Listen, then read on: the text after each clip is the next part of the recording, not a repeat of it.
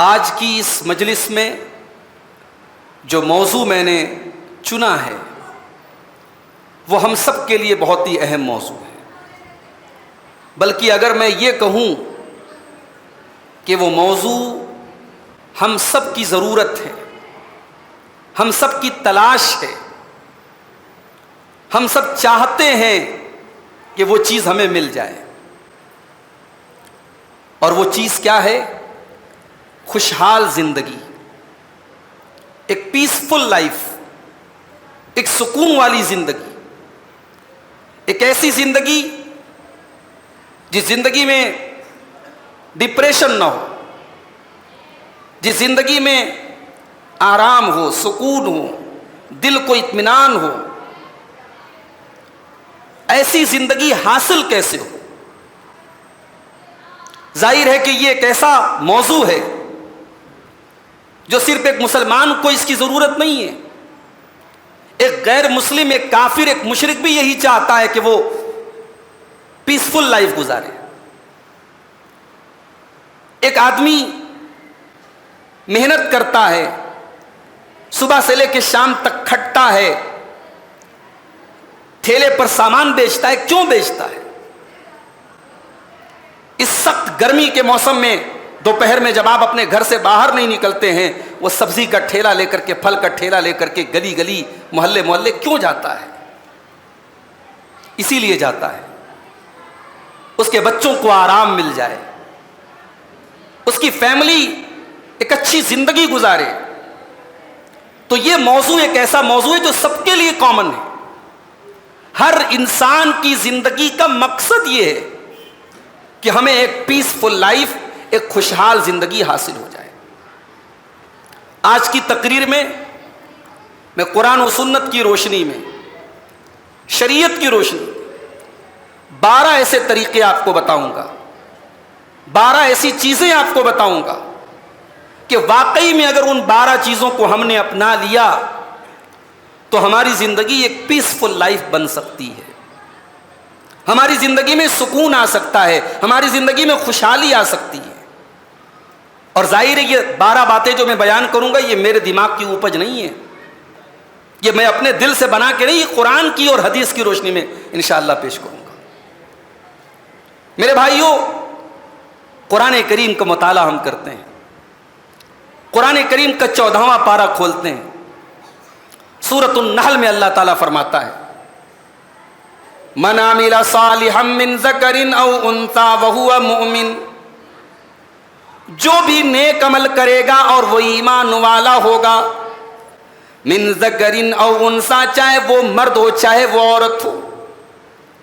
غور کیجئے گا، عام طور سے اللہ تعالیٰ قرآن میں جب کوئی حکم دیتا ہے، کوئی بات کرتا ہے، تو مرد کا ذکر الگ سے اور عورت کا ذکر الگ سے نہیں کرتا، اس لیے کہ شریعت کا ہر حکم اور شریعت کی ہر بات مردوں کے لیے بھی ہوتی ہے، عورتوں کے لیے بھی ہوتی ہے۔ جہاں کوئی ڈفرنس بیان کر دیا جائے اور جہاں یہ بتا دیا جائے کہ یہ حکم صرف مردوں کے لیے یا یہ حکم صرف عورتوں کے لیے، وہاں کا مسئلہ الگ ہے۔ ورنہ عام طور سے طریقہ یہی ہے، قرآن کہتا ہے نماز پڑھو، مردوں کو بھی پڑھنا ہے عورتوں کو بھی پڑھنا ہے۔ قرآن کہتا ہے زکوٰۃ ادا کرو، مردوں کو بھی دینا عورتوں کو بھی دینا ہے۔ قرآن کہتا ہے حج فرض ہے، مردوں کے اوپر بھی فرض، عورتوں کے اوپر بھی فرض ہے۔ قرآن کہتا ہے کتب علیکم الصیام، روزے فرض ہیں، مردوں کے اوپر بھی فرض ہے، عورتوں کے اوپر بھی فرض ہے۔ مگر یہاں اللہ تبارک و تعالی خاص طور سے مینشن کر رہا ہے من عمل صالحا من ذکر او انثی، جو بھی نیک عمل کرے گا اور وہ ایمان والا ہوگا، من ذکر، چاہے وہ میل ہو، او انثی، چاہے وہ فیمیل ہو، وہ مرد ہو یا عورت ہو۔ یہ 2 کام اگر وہ کر لے، نیک عمل کر لے اور ایمان والا بن جائے، یہ 2 کام اگر کوئی مرد کر لے، کوئی عورت کر لے، اللہ فرماتا ہے فَلَنُحْيِيَنَّهُ حَيَاةً طَيِّبَةً، ہم اسے ایک سکون والی زندگی عطا فرمائیں گے، اسے ایک لگزریس زندگی عطا فرمائیں گے، اسے ایک پیسفل زندگی ہم عطا فرمائیں گے، اسے پاکیزہ زندگی ہم عطا فرمائیں گے۔ وَلَنَجْزِيَنَّهُمْ أَجْرَهُمْ بِأَحْسَنِ مَا كَانُوا يَعْمَلُونَ، اور آخرت میں اس کے عمل کا پورا پورا بدلہ دیں گے۔ کیا بیٹا وہ چاہیے؟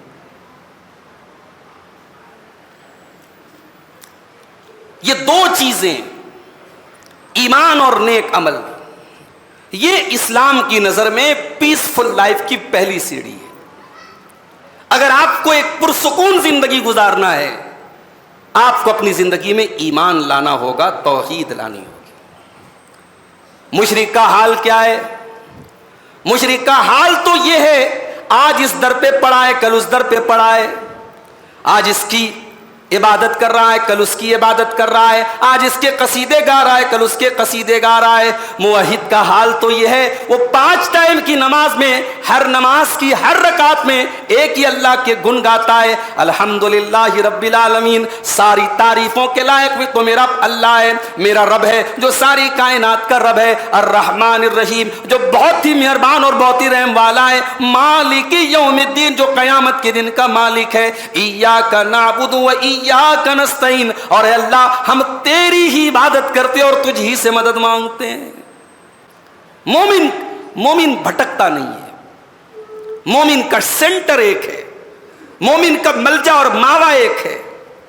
دعائے قنوت میں اللہ کے نبی سے جو الفاظ ثابت ہیں، دعائے قنوت میں ایک لفظ یہ بھی ملتا ہے، لا ملجا ولا منجا منک الا الیک، اے اللہ تو پناہ نہ دے تو مجھ کو کوئی پناہ دینے والا نہیں، تو نجات نہ دے تو مجھے کوئی نجات دینے والا نہیں، مجھے پناہ اگر ملتی ہے تو تیری بارگاہ میں ملتی ہے، مجھے سکون ملتا ہے تو اے اللہ تیرے در پر ملتا ہے۔ یہ پہلی چیز ہے میرے بھائی، توحید ہونی چاہیے، اور توحید ہے اور آپ کے اندر عمل نہیں ہے تو آپ کی مثال اور ہماری مثال اس پیڑ کی طرح ہے۔ پیڑ تو بڑا مضبوط ہے، پیڑ کے تنے تو بڑے مضبوط ہیں، پیڑ کی جڑیں تو بڑی مضبوط ہیں، مگر پیڑ کے اوپر پھل موجود نہیں ہے۔ میرے پیارے ساتھیوں، اگر ایمان جڑ کا نام ہے، اگر ایمان تنے کا نام ہے، اگر توحید اس پیڑ کی مضبوطی کا نام ہے، تو اس کے پھل جو ہیں وہ ہماری نیکیاں ہیں۔ جب تک اللہ فرماتا ہے من عمل صالحا، جب تک ہم نیک عمل نہ کریں گے، ہم اللہ کا وعدہ ہے ہم خوشحال زندگی ہم کو نہیں ملے گی۔ تو ایمان والا اور نیک عمل والا، یہ دو چیزیں جس کے اندر پائی جائیں گی، اللہ کہتا ہے اسے ہم خوشحال زندگی عطا فرمائیں گے۔ اللہ قرآن میں سورہ رعد میں فرماتا ہے الذین آمنوا وعملوا الصالحات، جو ایمان والے ہیں اور جو نیک عمل کرنے والے ہیں، طوبی لہم وحسن مآب، ان کو توبہ ملے گی اور ان کو بہترین ٹھکانہ ملے گا۔ یہ توبہ کس کو بولتے ہیں؟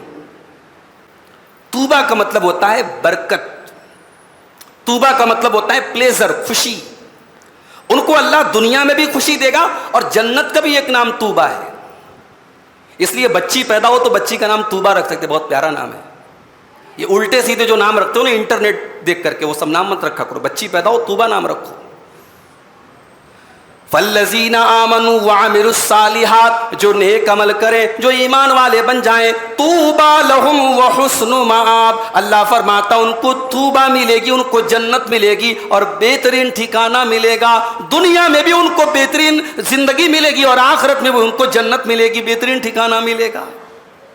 اور اگر ایمان سے ہٹ گئے تو ہو سکتا ہے کہ آپ کے پاس دولت بہت آ جائے، ہو سکتا ہے کہ آپ دنیا میں نام بہت کما لیں، مگر پیسفل لائف، پرسکون زندگی حاصل نہیں ہو سکتی۔ اللہ قرآن میں فرماتا ہے وَمَنْ أَعْرَضَ عَنْ ذِكْرِي فَإِنَّ لَهُ مَعِيشَةً ضَنْكًا، جو میرے ذکر سے منہ موڑتا ہے، جو میری شریعت کو چھوڑ دیتا ہے، جو میرے قرآن کو چھوڑ دیتا ہے، ہم اس کی زندگی کو پریشانیوں والی زندگی بنا دیں گے۔ وَنَحْشُرُهُ يَوْمَ الْقِيَامَةِ أَعْمَىٰ، اور ہم قیامت کے دن اس کو اندھا بنا کر کے اٹھائیں گے۔ بعض علماء نے کہا کہ زنکا، جو یہاں اللہ نے زنکا کہا، زنکا سے مراد قبر کے اندر اللہ تعالیٰ قبر کو تنگ کر دے گا۔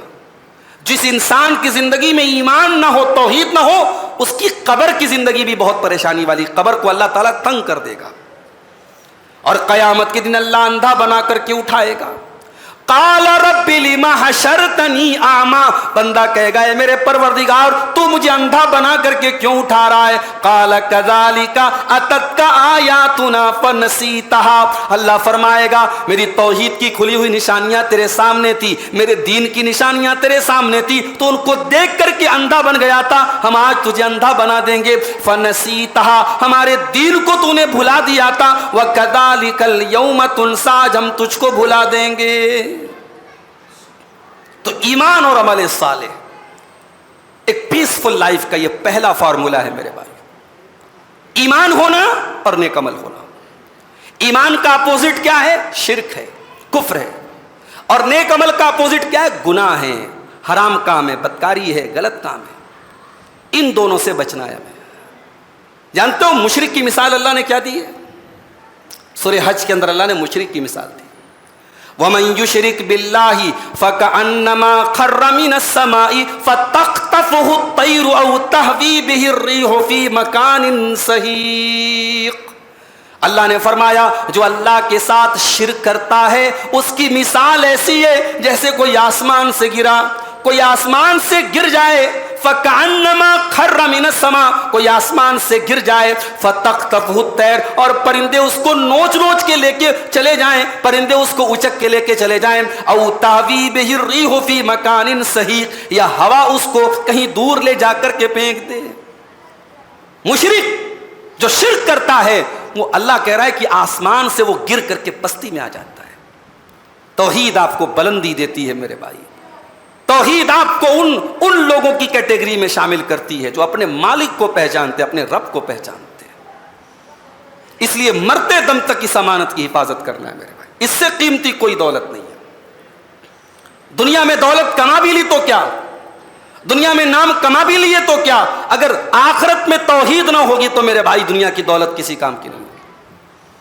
اور دنیا سے بھکاری بن کے بھی گئے، فقر حال بن کے گئے، فقیر بن کے گئے، اور آخرت میں اگر یہ پونجی ہمارے پاس ہے، یہ کیپٹل ہے، اللہ کی قسم ہم کامیاب ہو جائیں گے۔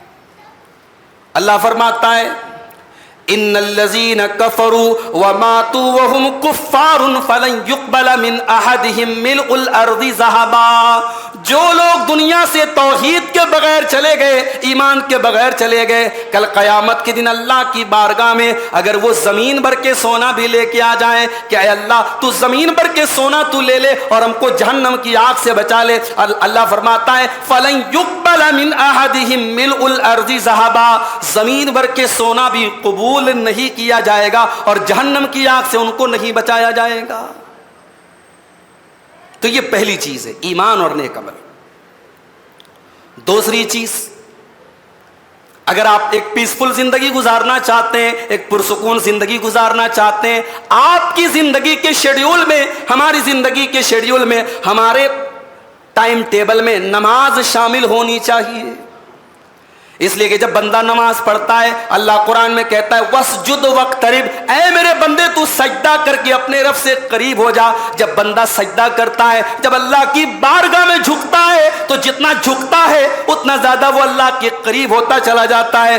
دنیا والوں کے سامنے جب ہم جھکتے ہیں تو ہم ذلیل ہو جاتے ہیں، ہم رسوا ہو جاتے ہیں، دنیا میں کسی کے آگے جھک جائیں تو ہماری ویلو کم ہو جاتی ہے، اور اللہ کی بارگاہ ایسی ہے جب اس کی بارگاہ میں جھک کر کے ہم سبحان ربی الاعلیٰ کہہ دیتے ہیں، اس اللہ کی بلندی کا، اس اللہ کی بزرگی کا، اس اللہ کی عظمت کا اقرار کر لیتے ہیں تو ہمارا مقام اور بڑھ جاتا ہے، ہماری ویلو اور بڑھ جاتی ہے۔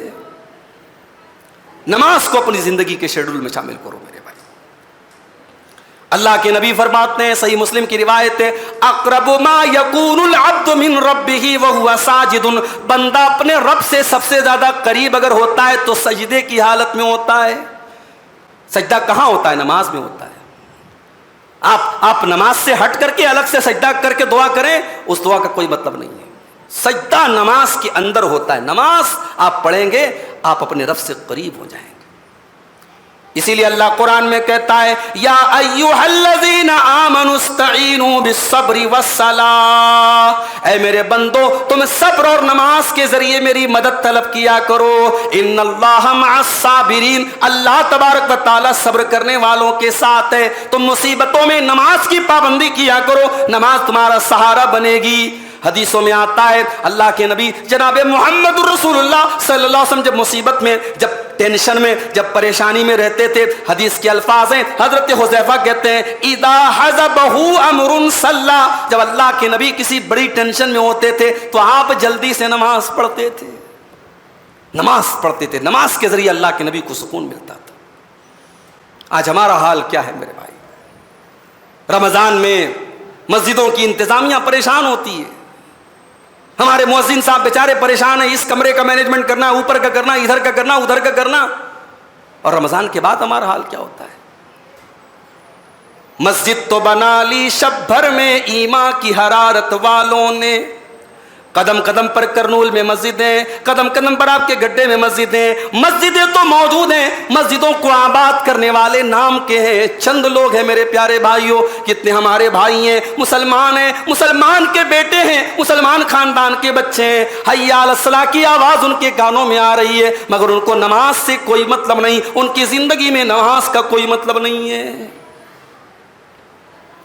ابھی اخبار میں خبر آ جائے نبی کی توہین ہو گئی، اللہ نہ کرے کسی نے نبی کی توہین کر دی، ہمارے یہ نوجوان جوش میں آ جائیں گے، صاحب ہمارے نبی کی توہین کر دیا، بڑے بڑے بینر لے کے، بڑے بڑے پوسٹر لے کے نکل جائیں گے سڑک پر، سینہ تان کے کہیں گے صاحب ہم رسول کے عاشق ہیں، رسول کے چاہنے والے ہیں۔ جس نبی سے تم محبت کا دعویٰ کرتے ہو، کبھی جا کے غور کر لینا اس نبی کی زندگی میں نماز کی کیا ویلو تھی۔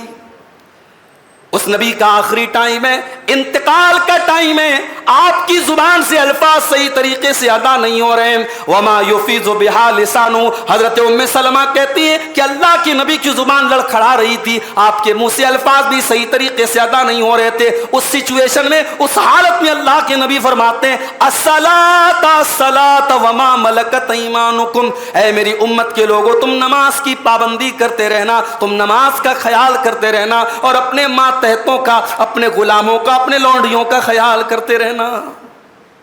آخری ٹائم میں بھی اس نبی کو نماز کی فکر ہے۔ اس نبی کی زندگی میں نماز کی اتنی ویلو تھی، جنگ خندق لڑی جا رہی ہے، پورے کافروں اور مشرکوں نے مل کر کے مدینہ کے اوپر حملہ کیا ہوا ہے، اور مدینہ کو سیف کرنے کے لیے اور مدینہ کو بچانے کے لیے صحابہ کرام 24 گھنٹے ڈیوٹی دے رہے ہیں، اور خندق کھودی گئی ہے اور اپنا ڈیفنس کر رہے ہیں، صحابہ کرام جنگ لڑ رہے ہیں۔ اسی جنگ کے دوران، اسی سچویشن میں، انہی حالات میں عصر کی نماز چھوٹ جاتی ہے، جماعت کا ٹائم ختم ہو جاتا ہے، سورج غروب ہو جاتا ہے، مغرب کا ٹائم آ جاتا ہے۔ اللہ کے نبی جلدی کسی کے اوپر بد دعا نہیں کرتے تھے، مگر آج اس جنگ کی وجہ سے اور ان کافروں کی وجہ سے جب آپ کی عصر کی نماز چھوٹ گئی، آپ نے فرمایا ملا اللہ بیوتہم وقبورہم نارا، اللہ ان کافروں کے گھروں کو جہنم کی آگ سے بھر دے، اللہ ان کی قبروں کو آگ سے بھر دے، شغلونا عن الصلاۃ الوسطی، ان کی وجہ سے ہماری نماز چھوٹ گئی، ان کی وجہ سے ہماری نماز قضا ہو گئی۔ نبی کی ایک نماز چھوٹی تو نبی کے زبان سے غصے میں بد دعا نکلی ہے میرے بھائی۔ ہماری تو ان گنت نمازیں چھوٹ رہی ہیں، ہماری زندگی گزر رہی ہے، ہماری دکان چل رہی ہے، ہماری جاب چل رہی ہے، ہمارا بزنس چل رہا ہے، ہمیں کیا فرق پڑتا ہے؟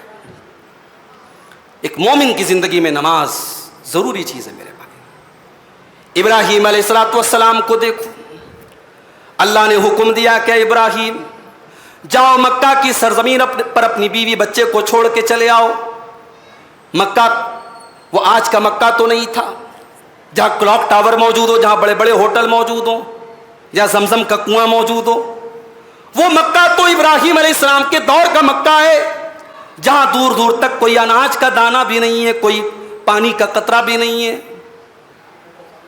تھوڑا سا آپ لوگ اور قریب آ جائیں نا، پیچھے والوں کو تھوڑا اور آسانی ہو جائے، ادھر والے بھی تھوڑا اور آگے آ جائے، قریب آ جائے۔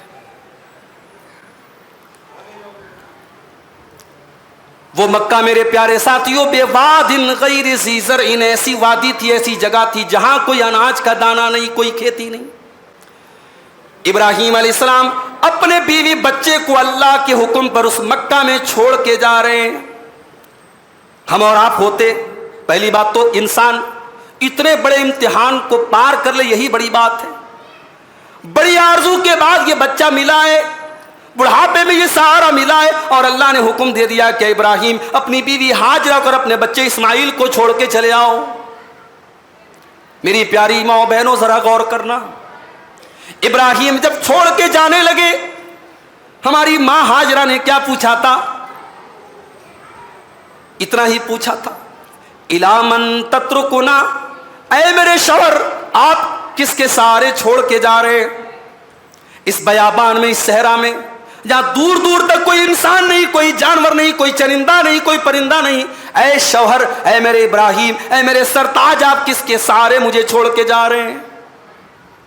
ابراہیم نے کوئی جواب نہیں دیا۔ اما ہاجرہ نے پوچھا، اللہ امرک بہذا، اے میرے سرتاج کہیں ایسا تو نہیں کہ اللہ کا آرڈر ہے، یہ اللہ کا حکم ہے؟ ابراہیم علیہ السلام نے سر ہلایا کہ ہاں یہ اللہ کا آرڈر ہے۔ لوگ کہتے کہ عورت بڑی کمزور ہوا کرتی ہے، لوگ کہتے کہ عورت بڑی جذباتی ہوتی ہے، عورت بڑی نازک ہوتی ہے۔ میں کہتا ہوں کہ عورت ایمان والی بن کے تو دکھائے، عورت اپنے ایمان کو مضبوط تو کر کے دکھائے۔ ہمیں تو عورت بڑی مضبوط نظر آتی ہے، ہم نے تو تاریخ میں جب بھی پڑھا تو سمیہ کے جیسی مضبوط عورتیں ہم کو ملتی ہیں، ہمیں مریم کے جیسی مضبوط عورتیں ملتی ہیں، اور ہمیں ہاجرہ کے جیسی مضبوط عورت ملتی ہے۔ جب اتنا سنا کہ یہ اللہ کا آرڈر ہے، یہ اللہ کا حکم ہے، ہاجرہ کے ماتھے پر کوئی بل نہ پڑا، ان کے سینے پر، ان کے دل میں کوئی ڈر نہ آیا، ان کے چہرے پر کوئی خوف نہ آیا، بڑے اطمینان سے جواب دیا، اذن لا یضیعن اللہ ابدا، اے میرے سرتاج اگر اللہ کا آرڈر ہے آپ شوق سے چلے جائیں، اللہ ہم کو برباد نہیں کرے گا، اللہ ہم کو ختم نہیں کرے گا۔ اس کو کہتے ہیں بھروسہ اللہ کے ساتھ۔ ہم اور آپ تو ایک دن کے ایسی زندگی کے بارے میں، ایک دن کی زندگی کے بارے میں ہم تصور نہیں کر سکتے۔ اما ہاجرہ نے بڑے اطمینان سے جواب دیا، جائیے اللہ ہمیں برباد نہیں کرے گا۔ ابراہیم علیہ السلام چھوڑ کے جا رہے ہیں، کچھ دور جاتے جب بیوی بچے نظر سے اوجھل ہو جاتے ہیں، ابراہیم علیہ السلام اللہ کی بارگاہ میں دعا کرتے ہیں، اور کیا کہتے ہیں؟ ہم اور آپ ہوتے تو کیا دعا کرتے؟ اے اللہ میری بیوی کی حفاظت فرمانا، اے اللہ میرے بچے کی حفاظت فرمانا، اے اللہ ان کی روزی روٹی کا انتظام کر دینا، اے اللہ ان کی زندگی میں کوئی پریشانی نہ آئے۔ ابراہیم نے کیا دعا کی؟ ربنا انی اسکنت من ذریتی بواد غیر ذی زرع عند بیتک المحرم، اے اللہ میں اپنی اولاد کو تیرے پاک گھر کے پاس چھوڑ کے جا رہا ہوں، تیرے حرمت والے اور احترام والے گھر کے پاس چھوڑ کے جا رہا ہوں۔ ربنا لیقیموا الصلاۃ، اے اللہ میری اولاد کو توفیق دینا کہ وہ یہاں نماز قائم کریں۔ نبیوں کی زندگی میں نماز یہ تھی میرے بھائی، ہماری زندگی میں نماز کہاں ہے؟ نماز کے بغیر آپ کی زندگی میں سکون نہیں آ سکتا میرے بھائی۔ کبھی قرآن میں نبیوں کے واقعات پڑھیے، سورہ مریم پڑھیے آپ، سورہ مریم، اس میں بہت سارے نبیوں کے واقعات ہیں۔ جب بھی اللہ کسی نبی کا ذکر کرتا ہے غور کیجئے گا اس نبی کی زندگی میں نماز ضرور آتی ہے۔ وَاذْكُرْ فِي الْكِتَابِ إِسْمَاعِيلَ إِنَّهُ كَانَ صَادِقَ الْوَعْدِ وَكَانَ رَسُولًا نَبِيًّا، اور یاد کرو میرے بندے اسماعیل کو، وہ اللہ کا سچا نبی اور سچا رسول تھا۔ وَكَانَ يَأْمُرُ أَهْلَهُ بِالصَّلَاةِ، اور وہ اپنے گھر والوں کو نماز کا حکم دیا کرتا تھا۔ گھر والوں کو نماز کا حکم دینا یہ بھی نبیوں کی پہچان ہے میرے بھائی۔ اسی لیے اللہ کے نبی فرماتے ہیں جب تمہارے بچے 7 سال کے ہو جائیں ان کو نماز کا حکم دو، اور جب تمہارے بچے 10 سال کے ہو جائیں اور نماز نہ پڑھے تو ان کی پٹائی کرو۔ یہ تربیت بھائی 7 سال کے بچے پر نماز فرض تو نہیں ہے، 10 سال کے بچے کے اوپر بھی نماز فرض نہیں ہے، نابالغ ہے ابھی وہ بچہ، مگر اللہ کے نبی نے حکم دیا کہ بچے کو عادی بناؤ نماز کا۔ جو بچہ 7 سال سے لے کر کے 10 سال تک کنٹینیو 3 سال جاڑا گرمی برسات ہر موسم میں نماز پڑھے گا نا، جب وہ 15 سال کا 16 سال کا جوان ہو جائے گا تب آپ کو کہنا نہیں پڑے گا، وہ نماز کے لیے آٹومیٹک آ جائے گا مسجد۔ میری پیاری ماں بہنوں، آپ گھر میں جب مصلی بچھایا کریں، جب آپ نماز پڑھنے کے لیے کھڑی ہوا کریں، اپنی بچیوں کو بھی نماز میں شامل کر لیا کرو۔ یہ نبیوں کی پہچان ہے، یہ نبیوں کی بیویوں کی پہچان ہے کہ وہ اپنی فیملی کے اوپر بھی نظر رکھتی تھیں۔ اسی رمضان کے آخری عشرے کے بارے میں اماں عائشہ فرماتی ہیں جب رمضان کا آخری عشرہ آتا تھا اللہ کے پیارے نبی رات بھر خود بھی جاگتے تھے، وَأَيْقَظَ أَهْلَهُ، اور اپنے گھر والوں کو جگاتے تھے۔ کس لیے جاگتے تھے؟ نماز پڑھتے تھے، دعائیں کرتے تھے، تلاوت کرتے تھے، اللہ کا ذکر کرتے تھے۔ تو میرے بھائیوں اگر خوشحال زندگی چاہیے تو اس میں نماز ضروری ہے، نماز کے بغیر ہم خوشحال زندگی نہیں گزار سکتے۔ تیسری چیز، اگر ہم ایک خوشحال زندگی گزارنا چاہتے ہیں، تیسرا فارمولا اللہ قرآن میں فرماتا ہے وَمَن يَتَّقِ اللَّهَ يَجْعَل لَّهُ مَخْرَجًا، جو اللہ سے ڈرے گا، جس کی زندگی میں اللہ کا تقوی ہوگا، يَجْعَل لَّهُ مَخْرَجًا، اللہ ضرور اس کے لیے کوئی نہ کوئی راستہ نکالے گا، وَيَرْزُقْهُ مِنْ حَيْثُ لَا يَحْتَسِبُ، اللہ وہاں سے روزی دے گا جہاں سے وہ سوچ بھی نہیں سکتا۔ روزی کا مالک تو اللہ ہے نا میرے بھائی۔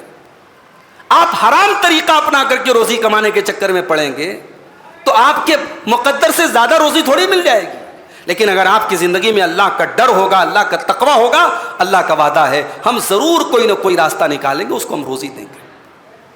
تو یہ تیسری چیز ہے، تقوی ہونا چاہیے۔ اب تقوی کس کو کہتے ہیں؟ تقوی کی بڑی اچھی ڈیفینیشن حضرت ابی بن کعب نے کی ہے۔ ایک مرتبہ حضرت عمر فاروق نے ان سے پوچھا تھا کہ اے ابی بن کعب بتاؤ تقوی کس کو کہتے ہیں؟ صحابہ کرام ایک دوسرے سے بھی ڈسکشن کرتے تھے اس طریقے کے میٹرز پر۔ ابی بن کعب بھی بڑے صحابی ہیں، حضرت عمر تو بہرحال صحابہ میں ان کا بڑا مقام ہے، دوسرے نمبر پہ ہیں۔ حضرت عمر نے پوچھا ابی بن کعب سے کہ ابی بن کعب تقوی کس کو کہتے ہیں؟ حضرت ابی بن کعب نے فرمایا کہ امیر المومنین حل مررت بطریق ذات شوکا، اے امیر المومنین کیا آپ کا گزر ایسے راستے سے ہوا ہے جس میں دونوں طرف کانٹے دار جھاڑیاں ہوں؟ کہا کہ ہاں ہوا ہے۔ کہا اگر دونوں طرف کانٹے دار جھاڑیاں ہوں اور راستہ تنگ ہو، اے امیر المومنین ایسے راستے پہ کیسے گزریں گے آپ؟ حضرت عمر نے فرمایا اوشمر ثیابی، میں اپنے کپڑوں کو سمیٹ لوں گا، اپنے کپڑوں کو سمیٹ کر کے اپنے آپ کو بچا بچا کے نکلوں گا، کیونکہ کانٹے دار جھاڑیوں میں پھنس جاؤں گا تو میں راستہ چل نہیں سکتا، اس لیے اپنے کپڑوں کو سمیٹ لوں گا۔ فرمایا کہ اے امیر المومنین اسی کا نام تقوی ہے۔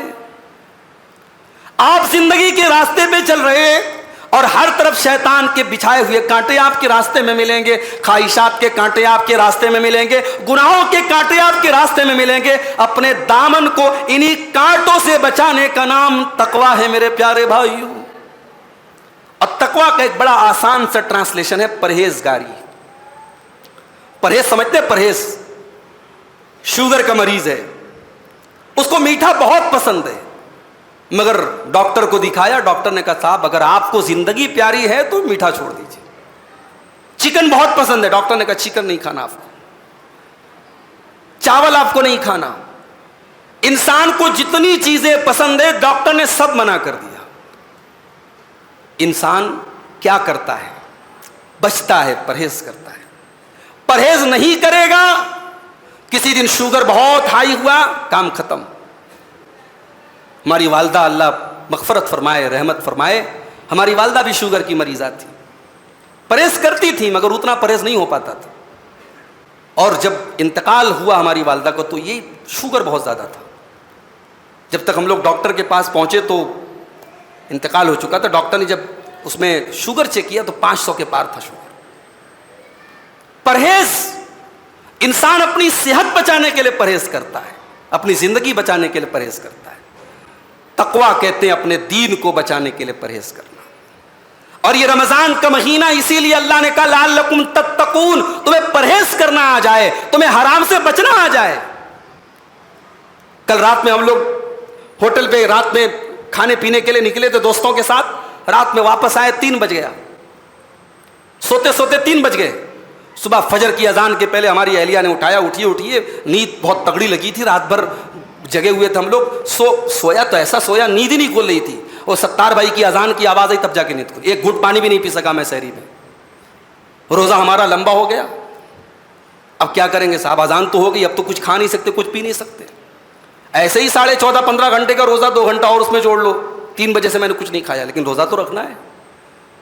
گرمی کا موسم ہے، 41-42 کا پارا چل رہا ہے، پیاس سے حلق سوکھ کے کانٹا ہو رہا ہے، مگر آپ پانی نہیں پی رہے ہیں، کھانا نہیں کھا رہے، آپ فروٹ آپ کی فریج میں رکھے ہوئے آپ ہاتھ نہیں لگا رہے ہیں، عصر کی نماز میں آپ آئے، کلی کیا آپ نے، پانی آپ کے منہ میں گیا، ریٹرن آ گیا، آپ چاہتے 2-4 قطرے حلق کے اندر چلا جاتا، کون دیکھنے جاتا؟ وہاں کون سا کیمرہ لگا ہوا ہے؟ کوئی کیمرہ نہیں لگا ہے، کوئی دیکھنے والا نہیں ہے، لیکن وہ اللہ کا تقوی ہے میرے بھائی، جو آپ کو اس پیاس کی کو برداشت کرنے پر مجبور کرتا ہے۔ اسی لیے اللہ قرآن میں کہتا ہے کتب علیکم الصیام، کما کتب علی الذین من قبلکم لعلکم تتقون. اے ایمان والو یہ رمضان کے روزے اسی لیے تمہارے اوپر فرض کیے گئے تاکہ تمہارے اندر تقوی پیدا ہو جائے, تم حلال سے بچتے بچتے حرام سے بچنے کی ٹریننگ تم کو آ جائے. جب تم 15 گھنٹے بھوکے رہ سکتے ہو, پیاسے رہ سکتے ہو, کھانا چھوڑ سکتے ہو, پانی چھوڑ سکتے ہو, بیوی کے قریب جانا چھوڑ سکتے ہو, جب تم اپنی حلال شہوتوں کو چھوڑ سکتے ہو تو حرام خواہشوں کو کیوں نہیں چھوڑ سکتے؟ تقوی اسی کا نام ہے میرے بھائی. حرام سے بچنا, حرام سے پرہیز کرنا, دیٹ از کالڈ تقوی. اسی کا نام تقوی ہے. اور اللہ کہہ رہا ہے تقوی پیدا کر لو, ہم خوشحال زندگی عطا فرمائیں گے.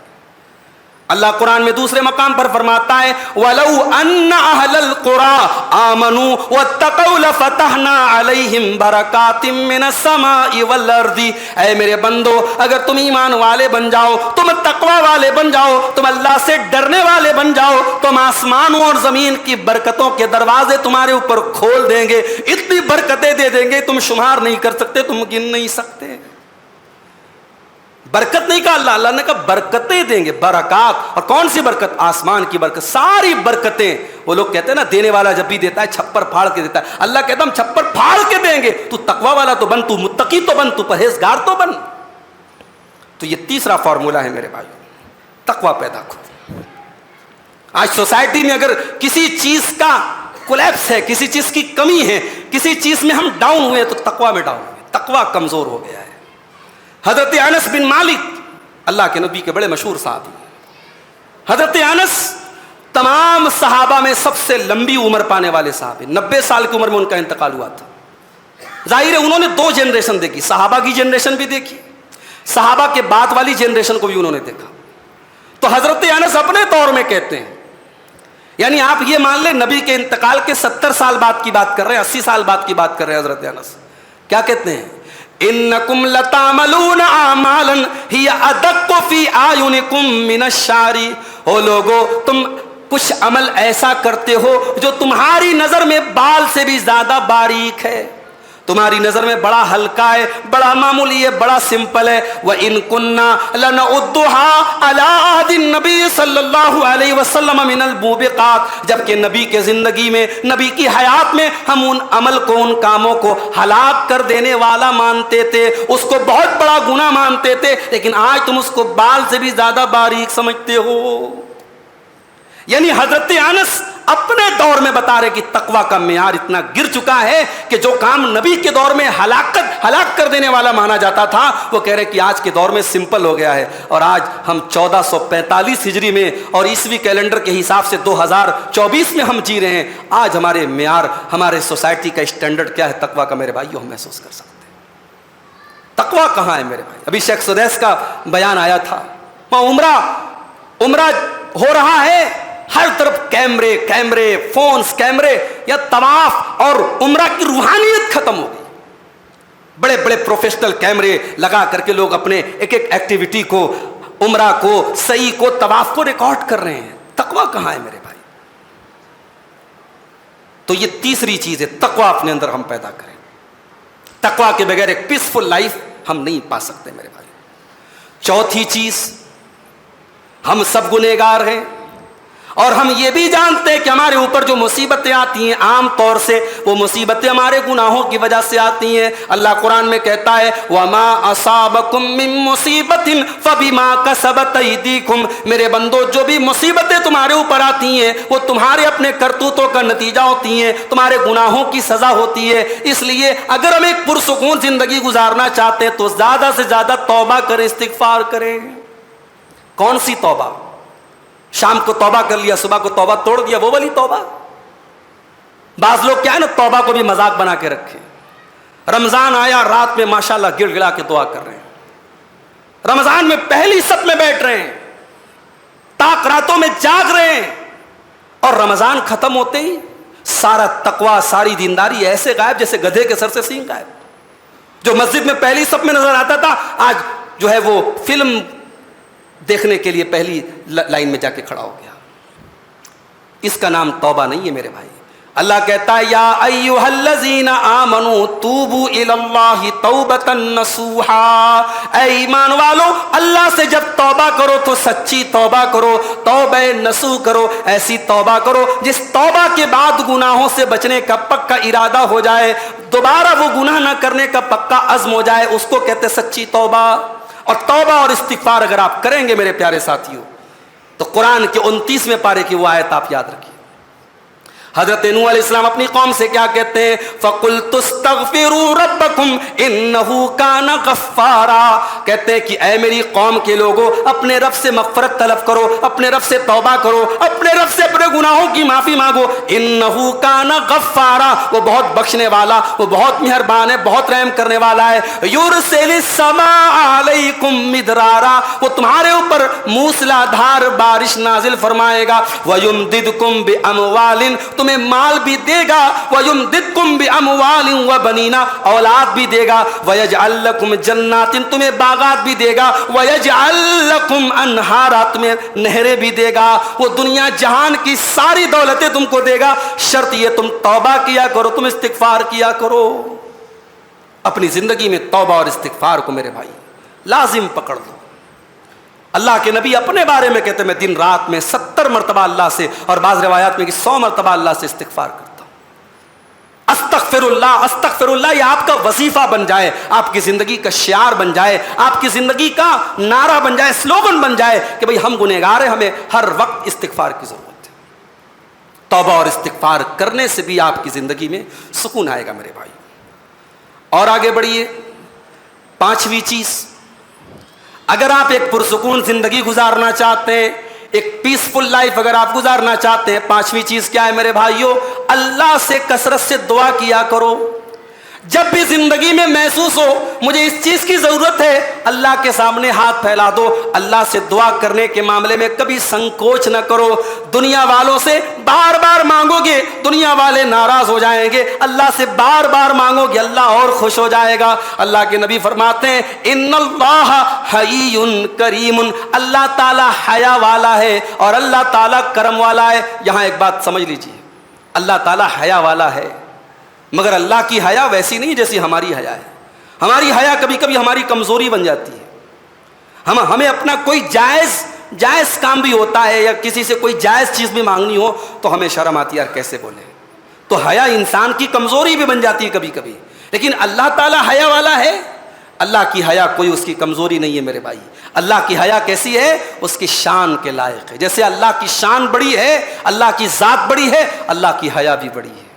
اللہ حیا والا ہے، اللہ کرم والا ہے، اور جب بندہ اللہ کی بارگاہ میں ہاتھ پھیلاتا ہے، اللہ کے نبی فرماتے ہیں اللہ کو حیا آتی ہے بندے کو خالی ہاتھ کیسے لوٹاؤں۔ اللہ اکبر۔ یہ ہاتھ جب اللہ کی بارگاہ میں اٹھتے ہیں میرے بھائی، وہ شاعر نے کہا ہے نا، اٹھتے نہیں ہیں ہاتھ میرے اس دعا کے بعد۔ اللہ کی بارگاہ میں جب ہاتھ اڑ جاتا ہے تو یہ خالی ہاتھ کبھی، یہ ریٹرن کبھی خالی نہیں جاتا ہے۔ اس لیے اس اللہ سے میرے بھائیوں دعائیں کیا کرو۔ سارے راستے جب بند ہو جائیں، جب آپ کو لگے کہ میری کوئی سننے والا نہیں ہے، جب ظالم کا ظلم حد سے بڑھنے لگے، جب آپ کو ہر طریقے سے ذلیل اور رسوا کرنے کی پلاننگ کی جانے لگے، تو یاد کر لو میرے بھائیو، قرآن کہتا ہے امن یجیب المضطر اذا دعاہ ویکشف السوء، میرے بندو وہ کون سی ذات ہے جو مصیبت میں پڑے ہوئے انسان کی، جو مظلوم انسان کی، جو بے بس انسان کی دعاؤں کو سنتا ہے، ویکشف السوء، اور اس کی پریشانیوں کو دور کرتا ہے۔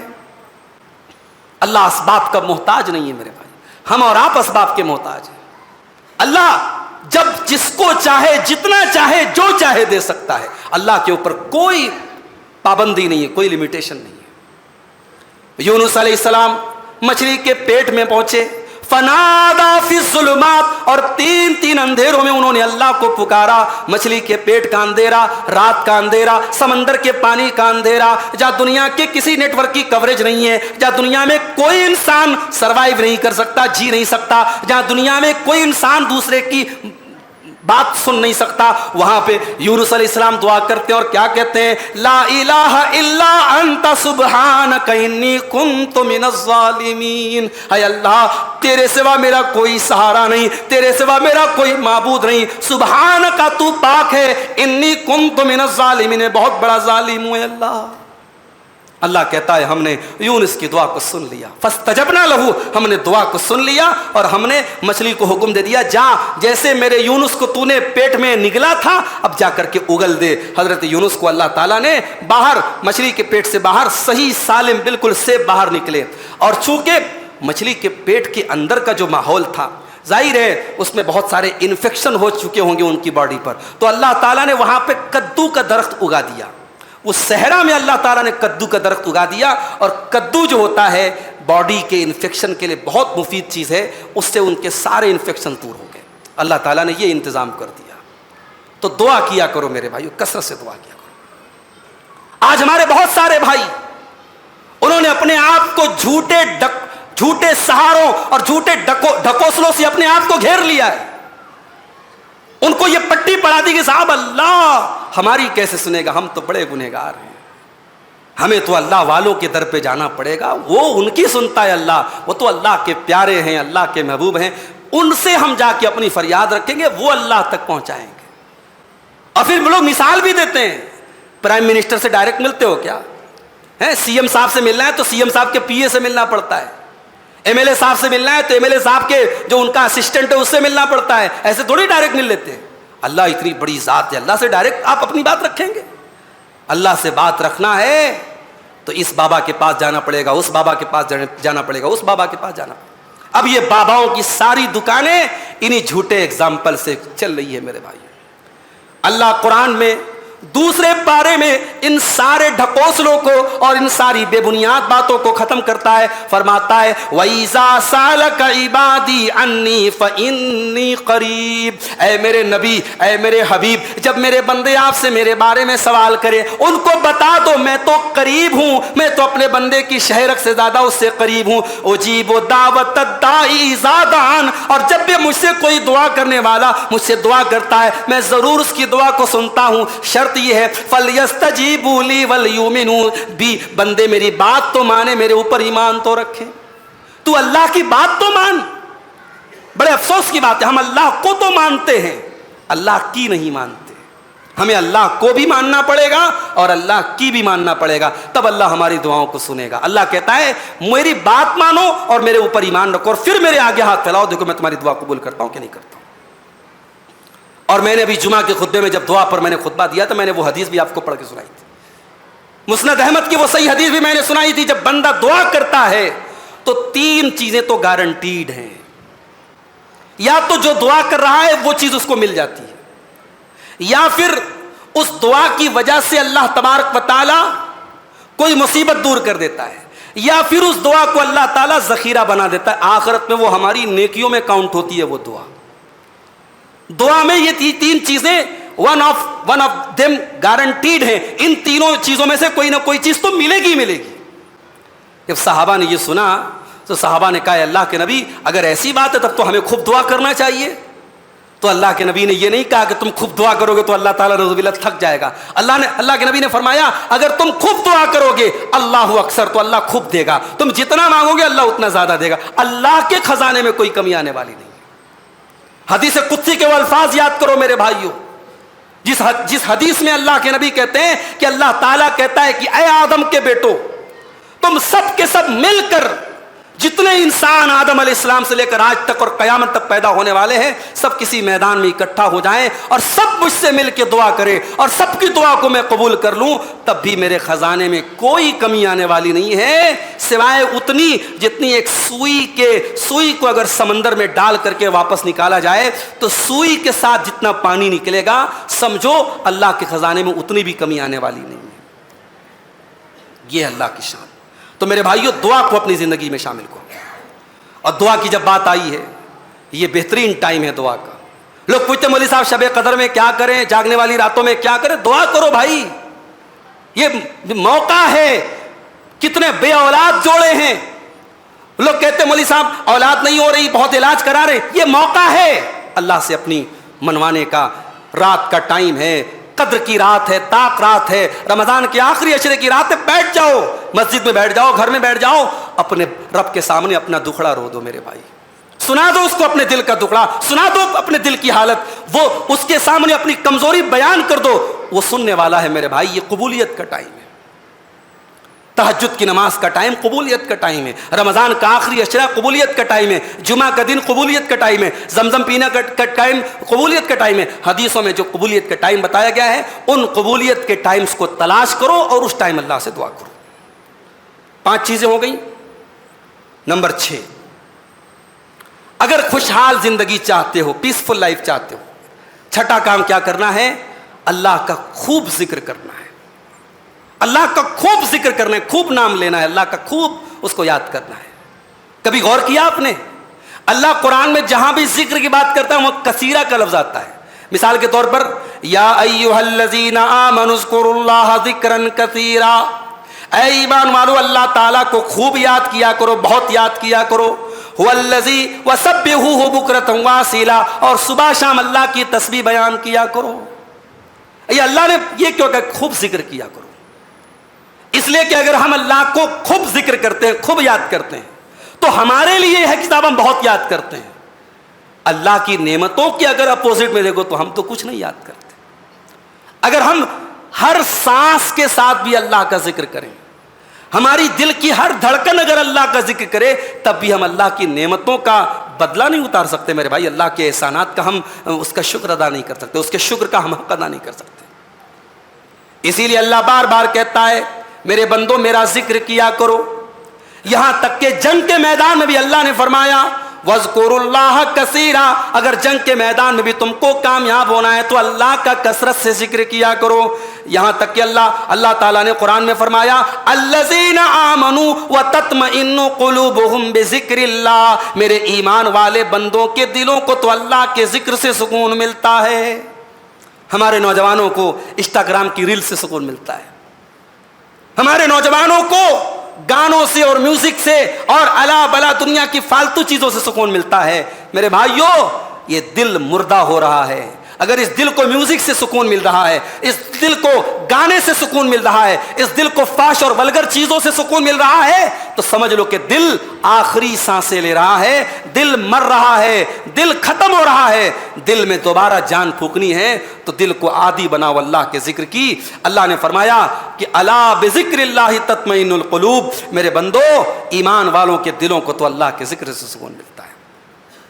حضرت ابو درداء فرماتے ہیں اللہ کے نبی نے ایک مرتبہ فرمایا کہ کیا میں تم کو ایسا عمل نہ بتا دوں جو تمام عمل میں سب سے بہتر ہے، وَأَرْفَعَهَا فِي دَرَجَاتِكُمْ، اور اس سے تمہارے مقام اور مرتبے بہت بڑھ جائیں گے، وَخَيْرٌ لَكُم مِّنْ إِعْطَاءِ الذَّهَبِ وَالْوَرَقِ، اور اللہ کی راہ میں سونا چاندی خرچ کرنے سے بھی زیادہ اس کا ثواب ہے۔ اپنے دشمن سے تم جب جنگ کرتے ہو اور دشمن کو قتل کرتے ہو، جنگ کے میدان میں جب تم جہاد کرتے ہو، اس سے بھی بہتر ایک عمل ہے۔ صحابہ نے کہا اللہ کے رسول ایسا کون سا عمل ہے؟ اللہ کے نبی نے فرمایا ذکر اللہ عز وجل، اللہ کو کثرت سے یاد کیا کرو۔ میرے بھائیوں اللہ کی شان تو وہ ہے کہ کائنات کی ہر چیز اللہ کا ذکر کر رہی ہے۔ تسبح لہ السماوات السبع والارض، ساتوں آسمان اور زمین اس کی تسبیح بیان کر رہے ہیں۔ ومن فیہن، آسمانوں اور زمین کے اندر جتنی مخلوقات ہیں سب اللہ کی تسبیح بیان کر رہی ہیں۔ وَإِن مِّن شَيْءٍ إِلَّا يُسَبِّحُ بِحَمْدِهِ، ہر چیز اللہ کی حمد و ثنا بیان کر رہی ہے۔ وَلَٰكِن لَّا تَفْقَهُونَ تَسْبِيحَهُمْ، لیکن تم ان کی تسبیح کو سمجھ نہیں سکتے۔ ہر جانور، ہر حیوان، ہر کیڑا، ہر مکوڑا، ہر پھول، ہر پتا، ہر ڈالی اللہ کی تسبیح بیان کر رہی ہے۔ یہ الگ بات ہے، ہم محسوس نہیں کر سکتے، ہم اس کو دیکھ نہیں سکتے، لیکن جب کائنات کی بے جان چیزیں بھی اللہ کی تسبیح کر رہی ہے تو ہم تو جان والے ہیں، ہم تو شعور والے ہیں، ہم تو ایمان والے ہیں۔ اگر ہم اللہ کا ذکر نہ کریں اور اللہ کی تسبیح نہ کریں اور اللہ کی پاکی بیان نہ کریں، سبحان اللہ، الحمدللہ، اللہ اکبر، لا الہ الا اللہ، یہ ذکر کے کلمات اگر ہم بدنصیبوں کی زبان پر بھی جاری نہ ہو تو میرے بھائیوں ہم سے بڑا بدنصیب کون ہوگا؟ قیامت کے دن جب ہمیں نیکیوں کی ضرورت پڑے گی، قیامت کے دن اللہ کے میزان پر نیکیوں کی جب ہمیں ضرورت پڑے گی، اللہ کی قسم یہ زبان سے جو ہم نے 1 سیکنڈ لگا الحمدللہ کہنے میں، 1 سیکنڈ لگا سبحان اللہ کہنے میں، 1 سیکنڈ لگا لا حول ولا قوت الا باللہ کہنے میں، یہ کلمات قیامت کے دن ہمارے بڑے کام آئیں گے۔ اللہ کے نبی فرماتے ہیں کہ الحمدللہ سبحان اللہ یہ سب اللہ کے میزان کو بھر دیں گے، یہ بڑے وزنی ہوں گے، بڑے بھاری ہوں گے۔ اور آپ تو ماشاءاللہ اپنے آپ کو ہم لوگ اہل حدیث بولتے ہیں، حدیث کی سب سے اوتھینٹک کتاب ہے صحیح بخاری۔ صحیح بخاری کی آخری حدیث یاد ہے آپ کو؟ یاد نہیں ہے تو یاد کر لو، اہل حدیث تو پکے اہل حدیث بنو. بخاری شریف کی آخری حدیث یاد کر لو. اللہ کے نبی فرماتے ہیں کلمتان خفیفتان علی اللسان ثقیلتان فی المیزان سبحان اللہ و بحمدہ سبحان اللہ العظیم. دو کلمے ایسے ہیں جو زبان پر بڑے ہلکے ہیں اور اللہ کے ترازو پر بڑے بھاری ہوں گے. کون سے دو کلمے ہیں؟ سبحان اللہ و بحمدہ سبحان اللہ العظیم. تو یہ دو کلمے ہیں، بڑے آسان، بڑے ہلکے ہیں، مگر قیامت کے دن بڑے بھاری ہوں گے میرے بھائیوں اللہ کے میزان عمل پر. تو ہم اپنی زبانوں کو اللہ کے ذکر سے تر رکھیں. 6 چیزیں ہو گئیں. 7ویں چیز، ایک خوشحال زندگی گزارنے کا 7واں فارمولہ، اللہ کا شکر ادا کیا کرو میرے بھائی.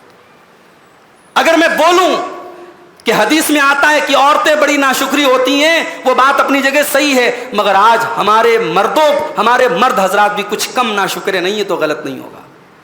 دکان بہت اچھی چل رہی ہے، کاروبار بہت اچھا چل رہا ہے، پوچھو ارے بھائی کیسا کام چل رہا ہے؟ ارے کیا بتائیں، کورونا کے بعد سے حالت خراب. وہاں فلسطین میں لوگ بھوکے مر رہے ہیں. افطار کے ٹائم ان کے پاس کھانے کو کھجور تو چھوڑو، پانی نہیں ہے. ان کو کھانے پینے کی چیزیں جب بانٹی جاتی، ویڈیو جا کے دیکھو، ایسی لوگوں کی لائن لگتی ہے. اللہ کی پناہ، تجھے آرام سے گھر میں بیٹھ کے فروٹ مل رہا ہے، تیرے بچے سکون سے کھا رہے ہیں اور تو ناشکری کر رہا ہے. ناشکری کبھی مت کرو میرے بھائی. لئن شکرتم لازیدنکم، اگر تم میرا شکریہ ادا کرو گے ہم تمہیں اور دیں گے. ولئن کفرتم، اور اگر تم میری ناشکری کرو گے، ان عذابی لشدید، تو میرا عذاب بڑا دردناک ہے. شکر ادا کیا کرو میرے بھائی. اور اگر آپ کو کبھی لگے کہ آپ بہت پریشان ہیں، روزی روٹی کے بڑے لالے ہیں، تو کبھی جاؤ کسی کینسر ہاسپٹل میں چلے جانا. کسی کینسر ہاسپٹل میں جا کے دیکھو لوگ کیسا تڑپ تڑپ کے مرتے ہیں وہاں.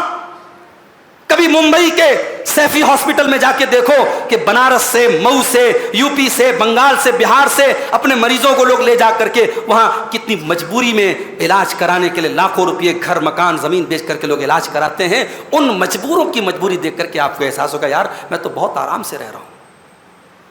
میرے بھائیوں ہمارا مسئلہ یہی ہے، ہمیں یہ تو یاد رہتا ہے کہ ہمارے پاس کیا نہیں ہے. ہمارے پاس 2 ویلر ہے، ہمارا سپنا ہوتا ہے یار 4 ویلر کیوں نہیں آ جاتی. جس انسان کے پاس پیر ہی نہیں ہے، جو معذور ہے دونوں پیر سے، کبھی اس کو جا کے دیکھو میرے بھائی، تیرے پیر سلامت ہیں، تو اپنی 2 ویلر پر افسوس کر رہا ہے کہ میرے پاس 4 ویلر کیوں نہیں. شکر کرنا سیکھو میرے بھائی. اور اسی لیے اللہ کے نبی نے شکر کرنے کا فارمولہ ہم کو کیا بتایا. اللہ کے نبی نے فرمایا انظروا الی من هو اسفل منکم، ہمیشہ اپنے سے اوپر کے لوگوں کو مت دیکھا کرو. مجھے کرنول کے لوگوں نے بتایا، یہاں کے لوگوں نے کہ یہاں شادیوں میں لڑکیوں کو سونا، بھاری بھرکم سونا دینے کا بڑا رواج ہے. غریب آدمی کو بھی 4 تولے 5 تولے 3 تولے سونا تو آرام سے دینا پڑتا ہے. کہاں سے دے گا بھائی؟ 70,000 68,000 70,000 تولہ سونے کا ریٹ چل رہا ہے. 3 تولے مطلب 2 لاکھ روپے چاہیے. غریب آدمی روز کنواں کھود رہا ہے، روز پانی پی رہا ہے، کہاں سے 3 لاکھ روپیہ لائے گا؟ تو صاحب اب مکان بیچ کر کے، قرضے لے کر کے، بینکوں سے لون لے کر کے لوگ شادیاں کر رہے ہیں. میرے بھائیوں اللہ کے نبی نے فارمولہ ہمیں بتایا، اپنے سے اوپر کے لوگوں کو مت دیکھو. سوسائٹی میں یہ مزاج مت بناؤ کہ اس نے اپنی بیٹی کو 5 تولے سونے دیے تو ہم بھی دیں گے. یہ مزاج مت بناؤ میرے بھائیوں، یہ مزاج آپ کے سماج کو برباد کر ڈالے گا. اپنی ماں بہنوں سے کہنا چاہتا ہوں، اگر آپ کی بہن کا شوہر پیسے والا ہے اور اس نے آپ کی بہن کو اگر اس نے 5,000 کا سوٹ لا کے دیا ہے تو اپنے شوہر کا دل مت جلاؤ کہ میری بہن کا شوہر تو اس سے محبت کرتا ہے. ارے تجھے کیا پتا تیرا شوہر کتنی محنت سے پیسے کما کے لاتا ہے. وہ تیرے شوق کو پورا کرنے کے لیے اگر کسی سے قرضہ لے کر 5,000 کا سوٹ تجھے دلا بھی دے تو کل کئی مہینے اسے ایڈجسٹ کرنے میں اور اسے مینج کرنے میں گزر جائیں گے. میری بہنوں، زندگی میں شکر نام کی بھی کوئی چیز ہے. اپنے شوہر کے اوپر ترس کھاؤ اور اپنے حالات پہ ترس کھاؤ. کبھی اپنے سے نیچے کے لوگوں کو بھی دیکھو. ان غریبوں کے بارے میں سوچو جن کی 3-3 4-4 بیٹیاں ہیں، جو مجبور ہیں، ان کی شادی ان کے دماغوں پر ٹینشن کی طرح سوار ہے. تیرا شوہر اگر تجھے 2,000 کا سوٹ لا کے دے رہا ہے تو شکوا کر رہی ہے مجھے 5,000 والا کیوں نہیں مل رہا ہے. اور میری بہن کو اور میری جو ہے بھابھی کو اور میری نند کو اور میری دیورانی کو میری جیٹھانی کو یہ مل گیا، مجھے کیوں نہیں ملا. ان جال سے باہر نکالو میرے بھائیو اپنے آپ کو. اللہ کے نبی فرماتے ہیں اپنے سے نیچے والوں کو دیکھو، اپنے سے اوپر والوں کو مت دیکھو. جب نیچے کے لوگوں کو دیکھو گے تو اللہ کا شکر ادا کرو گے. تو شکر کرنا بہت ضروری ہے میرے پیارے ساتھیوں۔ حضرت سلیمان کا واقعہ میں نے بیان کیا تھا 19ویں پارے کی تفسیر میں۔ سلیمان علیہ السلام اتنے بڑے پیغمبر، پرندوں کی بولی جانتے ہیں، چیوٹی، وہ جب چلتے ہیں چیوٹی اپنے لشکر، اپنے ساتھیوں سے کہتی ہے چیوٹی کہ سلیمان کا لشکر کہیں تم کو روت نہ دے، جلدی سے اپنے بل میں چلی جاؤ۔ تو سلیمان علیہ السلام یہ منظر دیکھ کر کے ایسا نہیں کہ ان کے دل میں تکبر کا احساس ہوتا ہے، وہ اللہ سے دعا کرتے ہیں رب اوزعنی ان اشکر نعمتک التی انعمت علی، اے اللہ یہ تو تیرا کرم ہے، تیرا انعام ہے، تو نے مجھے ان چھوٹے چھوٹے کیڑے مکوڑوں کی بھی بولی تو نے سننے کی صلاحیت دی ہے، ان کی بولی سمجھنے کی تو نے صلاحیت دی ہے، اے اللہ مجھے مرتے دم تک اسی حال میں قائم رکھ کہ میں تیری نعمتوں کا شکر ادا کرتا رہوں۔ 8ویں چیز میرے بھائیوں، شکر کا اپوزٹ ہوتا ہے صبر۔ جب آپ کو اللہ تعالیٰ کوئی نعمت دیتا ہے تو شکر کا امتحان ہوتا ہے، اور جب اللہ کوئی نعمت لے لیتا ہے تو صبر کا امتحان ہوتا ہے۔ اللہ نہ کرے کسی عورت کا بچہ مر جائے، بعض عورتیں جب بچہ مر جائے تو کیا بولتی ہیں؟ ظاہر ہے جب بچے کا انتقال ہوتا ہے سب سے زیادہ غم تو ماں کو ہی ہوگا نا۔ تو میں نے بعض اوقات دیکھا کہ بعض مائیں بڑے جذبات میں کیا کہتی ہیں، اللہ کو میرا ہی بیٹا لینا تھا، اللہ کو میرا ہی بیٹا لینا تھا، میری ہی گود اجارنی تھی، ایسا جملہ عورتیں بول دیتی ہیں۔ خبردار، صبر یہ ہے کہ آپ اپنی مصیبتوں پر انا للہ و انا الیہ راجعون پڑھیں۔ صبر یہ ہے کہ آپ کا بیٹا چلا گیا تو آپ یہ کہہ کر کے سر تسلیم خم کر دیں، اللہ بیٹا تو نے دیا تھا اور لینے والا بھی تو ہے، اللہ میں تیرے فیصلے پر راضی ہوں، میں تیرے فیصلے پر خوش ہوں اللہ۔ صبر اس کو کہتے ہیں میرے بھائی۔ ہمارے نبی نے ہم کو شکر کرنا بھی سکھایا اور صبر کرنا بھی سکھایا۔ جب اللہ کے نبی نے مکہ فتح کیا، 8 سال کے بعد آپ مکہ میں داخل ہو رہے ہیں اور آپ کے ساتھ 10,000 صحابہ کرام کی فوج ہے۔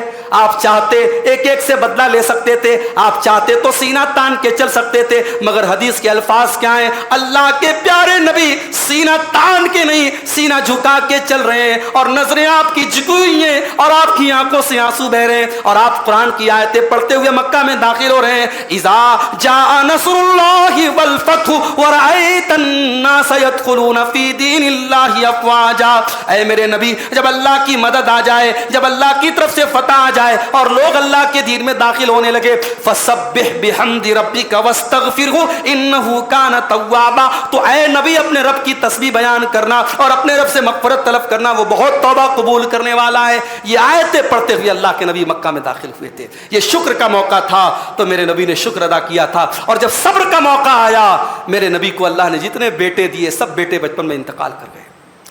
میرے نبی کو قاسم پیدا ہوئے بچپن میں انتقال کر گئے، عبداللہ پیدا ہوئے بچپن میں انتقال کر گئے، پھر ایک بیٹا پیدا ہوا حضرت ماریا کے پیٹ سے۔ اللہ کے نبی نے بڑے شوق سے بچے کا نام ابراہیم رکھا، بڑے خوشی سے صحابہ کو بتایا کہ میں نے اپنے بیٹے کا نام اپنے باپ ابراہیم کے نام پہ ابراہیم رکھا ہے۔ عرب کے دستور کے مطابق اللہ کے نبی نے بیٹے کو کچھ دنوں کے بعد دیہات میں بھیج دیا تاکہ دیہات کے ماحول میں وہ تندرست ہو جائے اور دیہات میں رہ کر کے اس کی صحت اچھی ہو جائے۔ بچہ 1.5 سال کا ہو جاتا ہے اور دیہات میں رہتا ہے، نبی کے پاس خبر آتی ہے بچہ بیمار ہو گیا ہے۔ اللہ کے نبی کچھ صحابہ کو لے کے پہنچتے ہیں، اپنے بیمار بچے کو اللہ کے نبی اپنی گود میں لیتے ہیں۔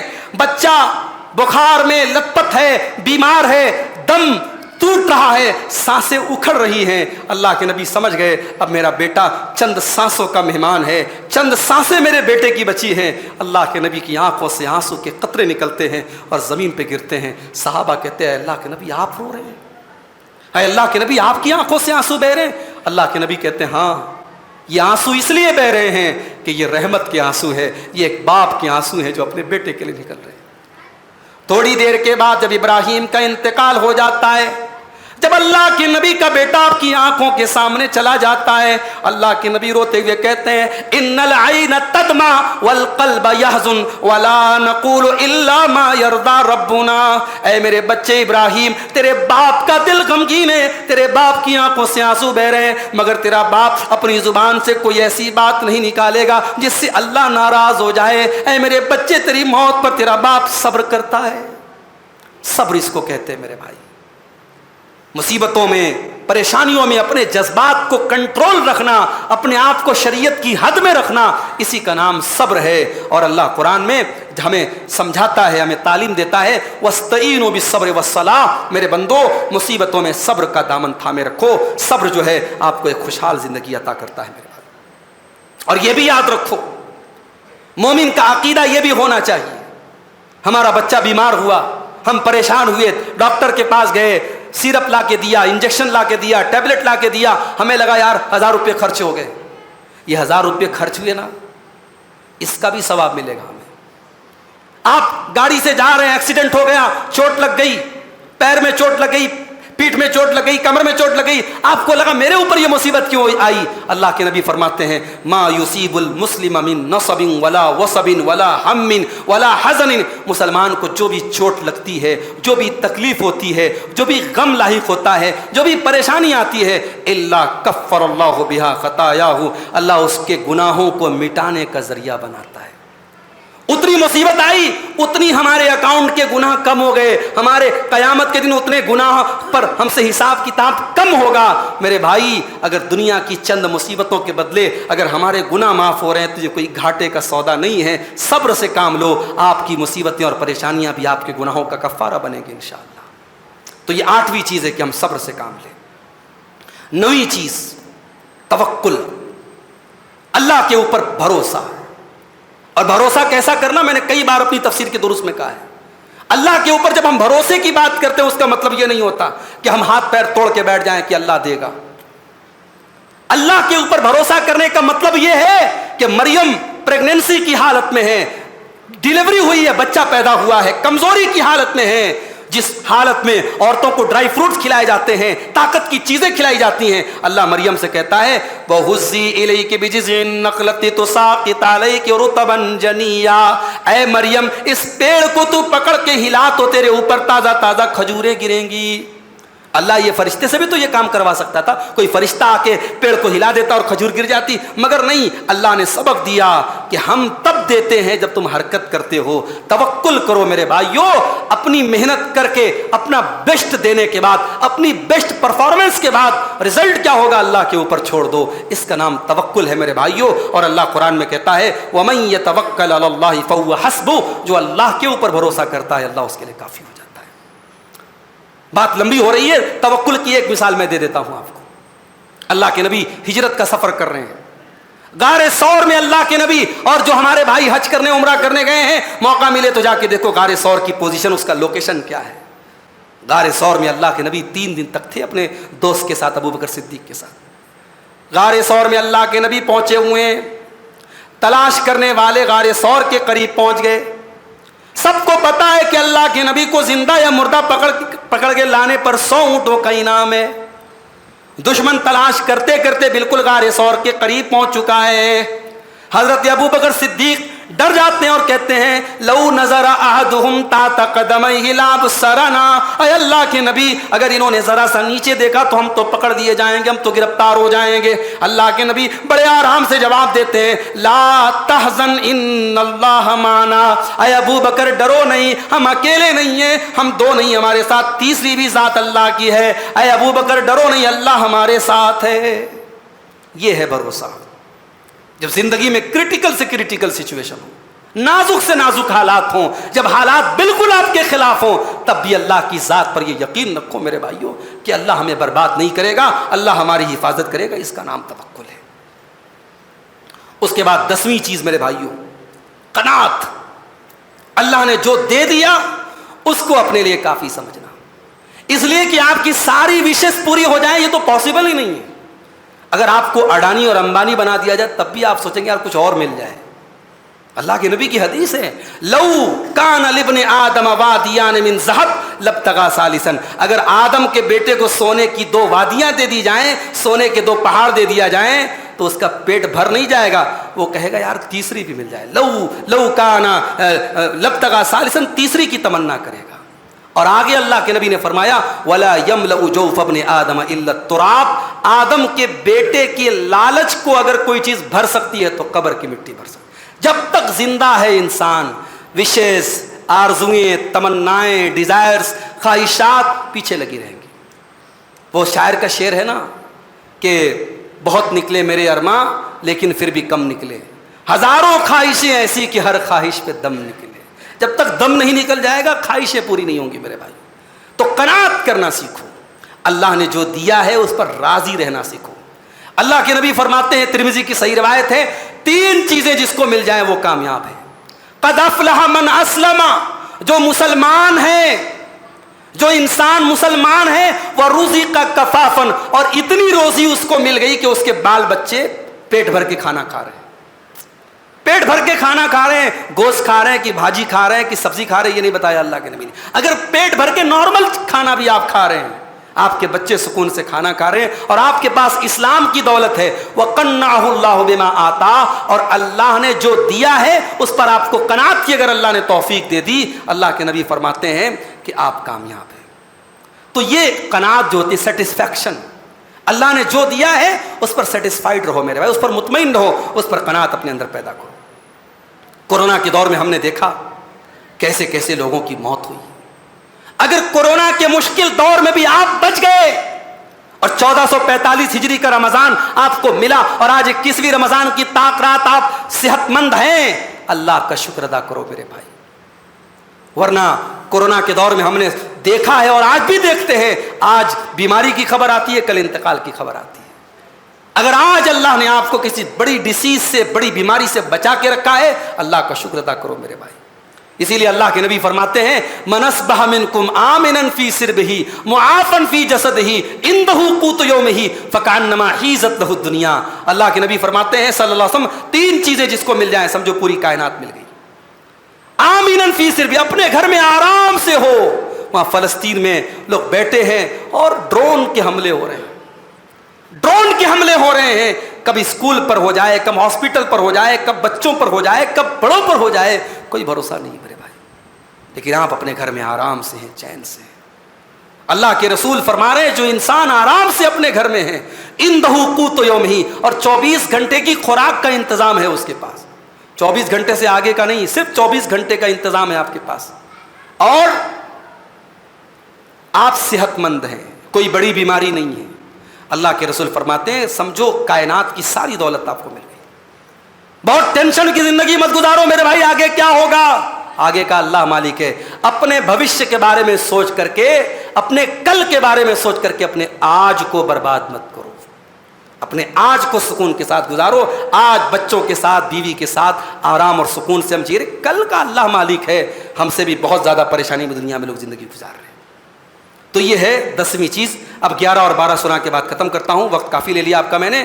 11ویں چیز ہے میرے بھائیوں، اگر ایک پیسفل لائف گزارنا ہے، لوگوں کے ساتھ احسان کیا کرو، لوگوں کے کام آیا کرو۔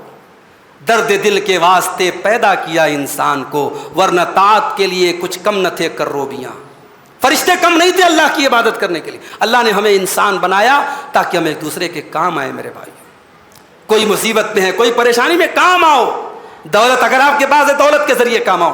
ڈاکٹر ہو، لوگوں کا علاج کر کے کام آؤ۔ اگر اللہ نے آپ کو سماج میں اسٹیٹس دیا ہے، لوگوں کی مصیبتوں میں ان کے کام آؤ۔ اللہ کے نبی فرماتے ہیں، من نفس عن مومن کربتن، جو کسی مسلمان کی کوئی ایک تکلیف دور کرتا ہے، نفس اللہ عنہ کربۃ من کرب یوم القیامہ، اللہ قیامت کے دن کی تکلیفوں کو اس سے دور کرے گا۔ آج آپ اپنے کسی بھائی کے کام آئیں گے، کل قیامت کے دن اللہ آپ کے کام آئے گا۔ آج کسی مسلمان کے عیب پر پردہ ڈالیں گے، کل قیامت کے دن جب آپ کو پردے کی ضرورت ہوگی، اللہ آپ کے گناہوں پر پردہ ڈالے گا۔ میرے پیارے ساتھیوں، لوگوں کے ساتھ حسن سلوک کرو، صلہ رحمی کرو، خدمت خلق کرو۔ نبی کی سیرت کا ایک چیپٹر یہ بھی ہے، نبی دوسروں کے کام آتے تھے، نبی بیواؤں کے، یتیموں کے، مسکینوں کے کام آتے تھے۔ آپ کی دولت اگر آپ کے گھر میں بہترین ٹائلز بچھانے پر خرچ ہو رہی ہے، بچوں کو اعلیٰ تعلیم دینے پر خرچ ہو رہی ہے، مجھے کوئی آبجیکشن نہیں، کوئی اعتراض نہیں ہے، مگر زندگی اپنی اور اپنی فیملی صرف انہی کی بھلائی چاہنے کا نام نہیں ہے۔ اپنے دائرے کو تھوڑا سا وسیع کرو میرے بھائیوں، اپنی آنکھوں کو تھوڑا سا روشن کرو۔ آج مسلمان اگر واقعی میں اپنے نبی کی سیرت پر صحیح طریقے سے عمل کرے، مسلمانوں کو لے کر کے جو سوچ ہے دنیا کی وہ بدل سکتی ہے انشاءاللہ۔ اور آخری چیز میرے بھائیوں، اپنے دل کو حسد سے پاک کرو، کینہ اور کپٹ سے پاک رکھو۔ اگر ایک پرسکون زندگی چاہتے ہو، حسد مت کرو میرے بھائی۔ کسی کو دولت ملی، اس کے مقدر سے ملی، کسی کو نام ملا اس کے مقدر سے ملا، آپ کی زندگی میں آپ کے مقدر میں دولت ہوگی وہ ملے گی۔ اللہ کے نبی جناب محمد رسول اللہ صلی اللہ علیہ وسلم فرماتے ہیں حسد کرنا جائز نہیں ہے، لا حسدا، حسد کرنا جائز نہیں ہے الا فی اثنتین، مگر دو لوگوں سے حسد کر سکتے ہیں۔ رجل آتاہ اللہ الحکمہ، ایک وہ انسان ہے جس کے پاس علم ہے اور رات دن اپنے علم کے اوپر عمل کرتا ہے، علم کی تبلیغ کرتا ہے، علم کو پھیلاتا ہے، اس سے حسد کر سکتے ہیں۔ یہ نیا مسئلہ بیان کر رہا ہوں آپ کو، یہ ابھی آج تک آپ نے سنا نہیں ہوگا کہ مولوی صاحب بیان کرے حسد کرنا جائز ہے۔ دیکھو ایک ہوتا ہے حسد اور ایک ہوتا ہے غبطہ۔ حسد کہتے ہیں کہ ایک انسان دوسرے کے بارے میں یہ تمنا کرے کہ اس کی جو نعمت ہے وہ چھن جائے اور مجھ کو مل جائے، اس کا نام حسد ہے۔ اور غبطہ کہتے ہیں کہ ایک انسان یہ تمنا کرے کہ اے اللہ اس کو ملی ہے مجھ کو بھی مل جائے۔ تو یہ ہے غبطہ اور یہ جائز ہے، مگر دو چیزوں میں غبطہ کرنا بڑا ثواب کا کام ہے اور دو چیزوں میں غبطہ کرنا چاہیے، دو چیزوں میں ایک دوسرے سے آگے بڑھنے کی طلب کرنی چاہیے۔